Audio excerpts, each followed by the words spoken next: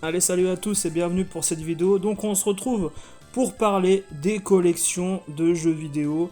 Alors comment les Américains collectionnent le rétro gaming par rapport à nous? Alors on va essayer de décortiquer quelques vidéos qu'on a pu trouver sur internet avec le temps. Et on va essayer de voir justement si ils ont une façon totalement différente de collecter les choses et également de les mettre en valeur chez eux à travers des vitrines ou alors des étagères, un peu comme chez nous en France où on essaye pas forcément parfois de mettre bien en valeur le produit mais plus d'amasser en quantité sur les étagères la plupart des choses que l'on collecte avec le temps à travers les brocantes ou également les conventions, les boutiques et puis les donations à travers les gens qui veulent faire partager leur passion gratuitement à d'autres personnes. Alors, est-ce que vous faites partie des gens qui possèdent des jeux, des consoles qui fonctionnent encore, des jeux que vous utilisez malgré le prix, des consoles que vous utilisez malgré le prix et puis l'usure de ces machines-là qui ont plus de 35 ans parfois pour la plupart d'entre elles, sorties début années 90 voire fin années 80. On parlera également des ordinateurs qui sont des machines vraiment obsolète aujourd'hui par rapport à la collection pour la plupart des nouveaux collectionneurs qui s'attardent plus à collectionner des machines récentes qu'ils ont connues comme la PS2 ou même la PS3. Et puis on va regarder de près quelques vidéos que j'ai prises au hasard sur YouTube avec des collectionneurs américains. Alors dans cette petite introduction vous avez John Hancock, qui est un collectionneur que tout le monde connaît aux États-Unis, qui a confectionné une gaming room assez énorme par rapport à son expérience et puis également aux donations des abonnés, des youtubeurs, des viewers qui ont pu lui faire partager les jeux gratuitement pour la plupart. Alors il a réussi par exemple à confectionner dans sa gaming room la plupart des full sets d'anciennes consoles avec également des machines en boîte complètement sorties parfois des boutiques sans avoir été utilisées, et ça c'est quelque chose qui est assez unique par rapport au commun des mortels des collectionneurs. Voilà, c'est une personne également qui possède des jeux Nintendo 64, Atari 2600, des machines complètement différentes par rapport aux époques et aux technologies. Et aujourd'hui, il est toujours en train d'essayer d'amasser de nouvelles pièces avec des numéros de série différents par rapport aux sorties d'usine, aux numéros de série comportant parfois des petites différences au niveau des notations, de la notice, de la boîte, ou même du jeu même qui avait été modifié par exemple également sur des jeux Game Boy, qui avec le temps, on le sait, quelques glitches ont été modifiés sur certains jeux. Alors si vous regardez de près la collection de ces youtubeurs, la plupart du temps, les Américains collectionnent le marché américain et ne vont pas aller chercher ni le marché japonais, ni le marché européen pâle pour les machines qu'ils ont eues dans leur enfance ou dans leur étagère beaucoup plus tard. Ce sont des collectionneurs qui sont très ciblés au niveau de la collection américaine, sans forcément vouloir dénigrer tout ce qui a été fait au Japon ou en Europe. Alors si on regarde également les étagères aux États-Unis, ça existe. C'est-à-dire que vous avez des gens qui vont exposer en grand format dans leur gaming room la plupart des consoles ou des jeux sans forcément avoir une distinction entre l'esthétisme et puis la quantité. Et ça, encore une fois, c'est quelque chose qui existe en Amérique comme en Europe. Alors c'est vrai que nous, les Européens, on est très friands de l'étagère Billy sans forcément chercher à illuminer avec des jolis néons ou alors des éclairages LED nos étagères.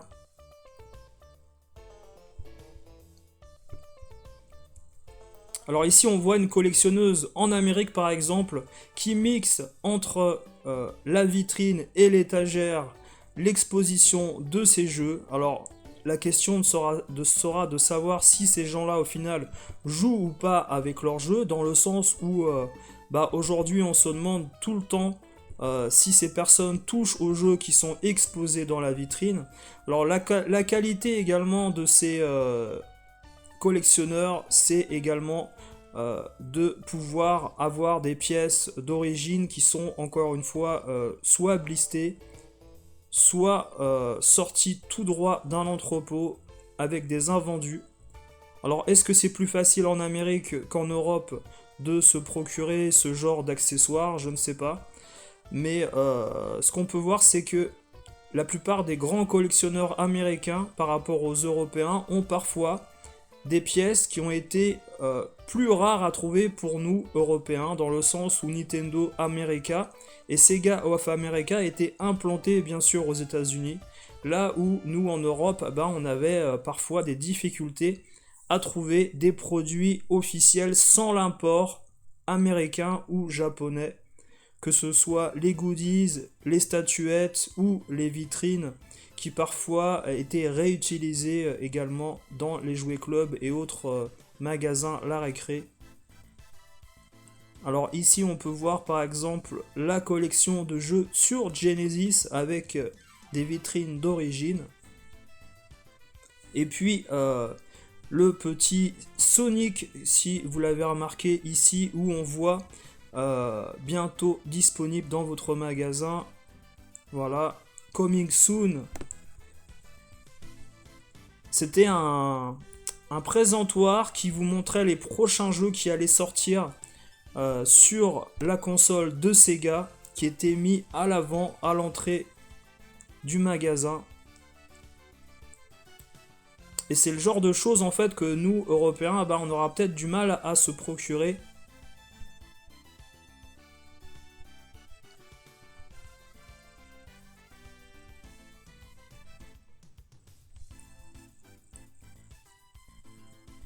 Alors ici on voit tout type d'accessoires également, encore une fois sur des étagères. Alors c'est pas forcément extrêmement bien représenté, mais là par exemple on a le logo Nintendo qui brille avec la luminosité au niveau du logo. Alors je suis pas certain non plus que chez les collectionneurs européens on ait ce genre de choses. Maintenant il y a quand même des similitudes au niveau de la collection, c'est-à-dire qu'on va essayer de rechercher tout de même le même genre de pièces, hein. C'est-à-dire que ce soit les consoles ou les jeux rares et chers, ce sont les mêmes aux États-Unis et en Europe, la plupart. Même si vous allez constater que sur le marché américain, certains jeux qui sont très chers chez nous, parfois sont beaucoup moins chers aux États-Unis. Mais en généralité, globalement, ce sont les mêmes produits que l'on va retrouver au niveau de la valeur estimable, que ce soit par exemple Earthbound qu'on a vu ici, ou alors Contra Probotector sur la Genesis. Alors la question c'est, est-ce que tous ces gens qui collectionnent jouent à leur jeu ou ont le temps d'y jouer? Alors il faut savoir que par exemple, je crois que sur l'Atari 2600, il y a plus de 4500 jeux. Pour les gens qui font dans le passé déjà des collections de jeux sur Atari 2600 ou également sur la NES, je suis très dubitatif par rapport au fait que ces gens puissent jouer à tous leurs jeux. Alors est-ce que également les consoles sont branchées dans leurs étagères? Pas certain non plus que les jeux soient fonctionnels, on va dire, hein.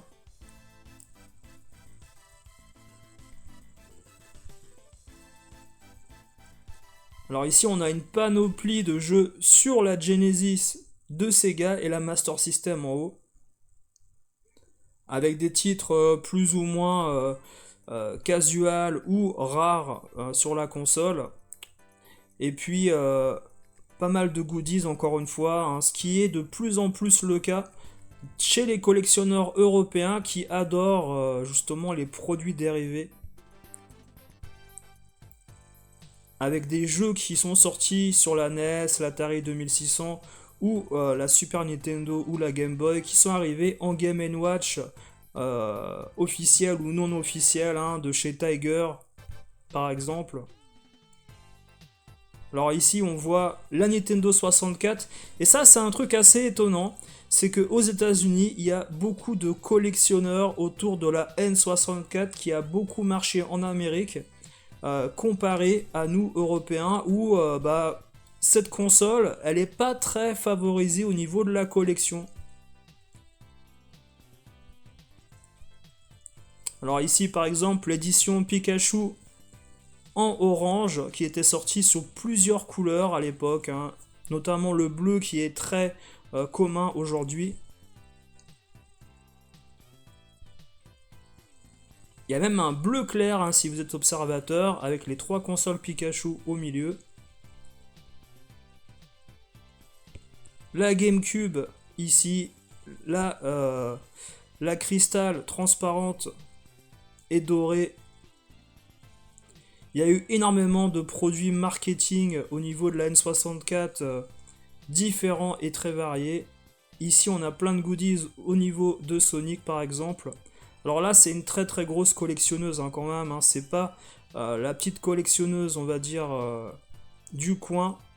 Je pense que c'est une personne voilà, qui est extrêmement fan ou qui a énormément de gens autour d'elle pour lui procurer ce genre de choses. C'est pas donné à tout le monde de pouvoir faire ce genre de collection. Encore une fois ici un pixel frame par exemple avec ce cadre de Punch Out et Mike Tyson qui a l'air d'être signé d'ailleurs par soit Mike Tyson soit le créateur du jeu, je ne sais pas. Et puis voilà le logo Nintendo en haut comme d'habitude. Alors on peut voir que même la manière de présenter les choses dans sa gaming room, ça se ressemble plus à... ça s'approprie plus à un magasin que à une gaming room typique où justement on peut prendre n'importe quel jeu et jouer avec n'importe quel jeu. On est plus dans le côté exposition, musée qu'autre chose.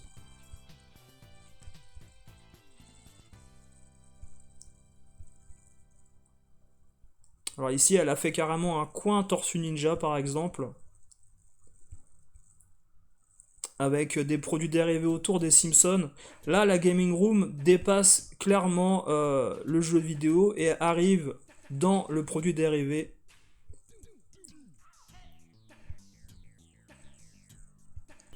Alors maintenant, regardez, on va se diriger vers une Gaming Room beaucoup plus habituelle que l'on a l'occasion de voir même en France chez les collectionneurs, avec des étagères sur les côtés et puis également des moniteurs et des téléviseurs en face et un canapé.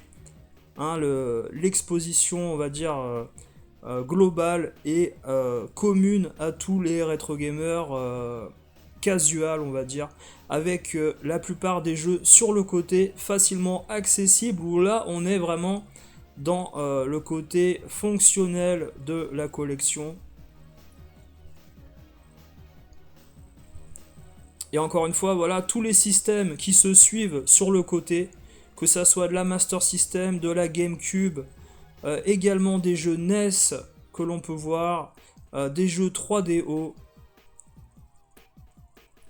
et des jeux PS4 par génération. On descend et on arrive aux générations modernes avec la PS4 et la Xbox tout en bas. Des jeux PC Engine en loose, alors ça malheureusement c'est pas le charme on va dire d'une collection, sachant que la boîte au niveau de la TurboGrafx aux États-Unis c'est quand même plus sympa que des jeux en loose sous forme de cartes.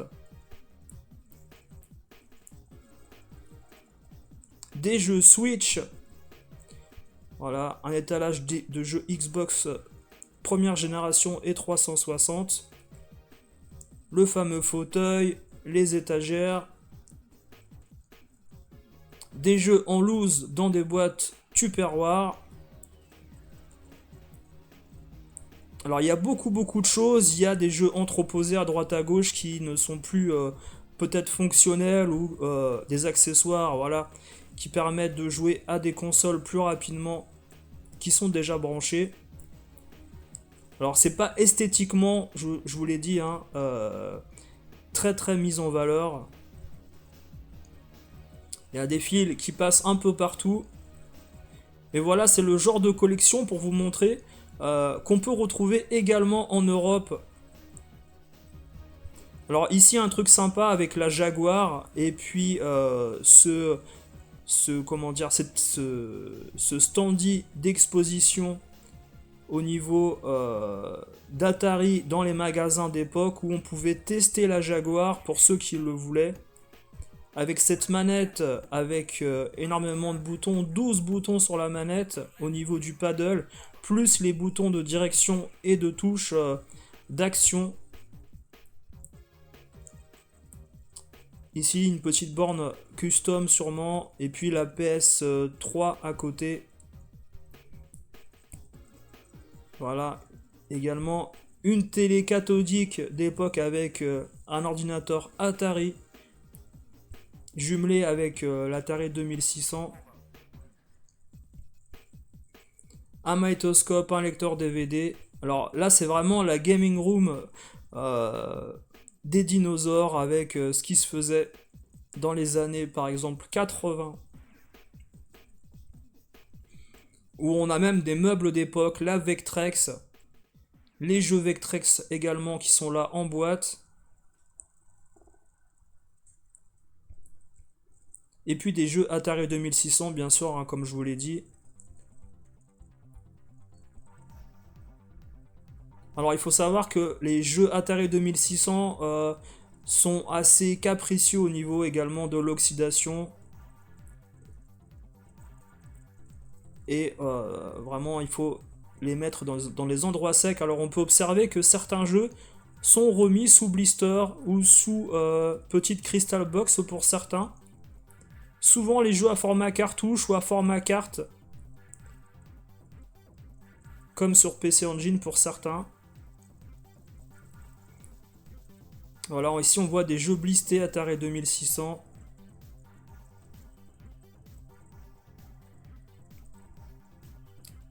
Alors ce qui est amusant dans cette gaming room, c'est qu'on peut voir que la personne a repris des meubles d'époque pour sa collection sans forcément mélanger les époques.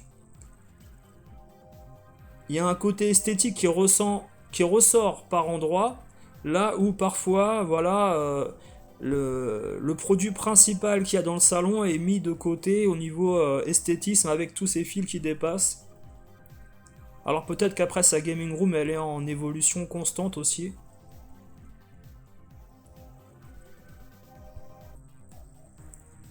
Alors là, on va aller chez un autre rétro gamer qui estime sa collection à plus de 150 000 $ au niveau de la vidéo. Et c'est un rétro gamer américain dans la base d'un Je viens chez toi US, avec quelqu'un qui présente de façon très carrée sa gaming room avec voilà, des tableaux au mur, des cadres, des vitrines, les consoles qui sont exposées façon musée sans être fonctionnelles.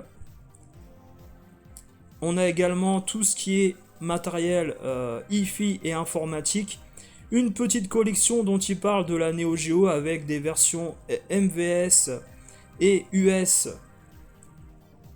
au niveau des cartouches AES. Et paradoxalement, voilà sa collection qui se rapporte plus à un matériel des années 80 et 90. Par exemple, SNK et la Neo Geo sont mis de côté chez ce collectionneur américain, par exemple, qui plébiscite beaucoup plus, par exemple, tout ce qui est micro-ordinateur et console de première et seconde génération, à savoir Atari 2600, encore une fois, la Master System de Sega, le Vectrex, avec voilà, des expositions au niveau d'un tableau et d'un cadre au mur. Alors ici dans sa petite boîte on peut retrouver également des produits assez rares au niveau de la console, des jeux Sega Saturn qui sont dans leur boîte d'origine, Et comme je vous l'ai dit, hein, souvent les Américains collectionnent des produits sortis sur le marché et le sol US. Il y a un côté patriote extrêmement fort, même si voilà, ils peuvent parfois se démarquer avec des collections japonaises ou des collections pâles, mais c'est très très rare. Alors beaucoup de jeux en loose sur la NES. Je pense que la quantité de jeux NES que vous pouvez avoir chez vous fera que vous ferez des sacrifices sur les jeux en version boîte. Alors on voit dans la vidéo d'origine que c'est quelqu'un qui connaît extrêmement bien les jeux qu'il possède par contre. Et ça c'est une qualité qui n'existe, on va dire, que très rarement sur YouTube en France, où les gens qui possèdent des collections énormes ont pour la plupart du temps de grosses lacunes au niveau des connaissances des jeux qu'ils ont amassés et cumulés pendant les années. Alors si lui par exemple estime sa collection à plus de 150 000 $, j'aimerais savoir par exemple à combien vous estimez votre collection chez vous à travers, on va dire, vos étagères, sachant que la plupart des gens aujourd'hui qui ont des collections ont fait de l'accumulation en brocante ou grâce à des achats en boutique et n'ont jamais voulu vraiment estimer leur collection, je pense, avec le temps. Voilà, écoutez, je vous remercie d'avoir suivi cette vidéo et je vous laisse faire votre avis à travers ces différents collectionneurs pour savoir si vous ressemblez vraiment à ces gens qui, outre-Manche ou outre-Atlantique, collectionnent des jeux de manière peut-être différente de la vôtre, en Angleterre, aux USA ou également en Europe dans différents autres pays. Si pour vous la France a une manière de collectionner vraiment unique à travers un produit pâle FAH qui n'existe pas à l'étranger par exemple, hein, sachant que aujourd'hui le marché FAH franco-français des jeux Super NES est un marché très prisé par les collectionneurs français mais qui est complètement délaissé par les collectionneurs allemands par exemple ou américains. Voilà, je vous dis à bientôt, salut à tous et passez une bonne journée.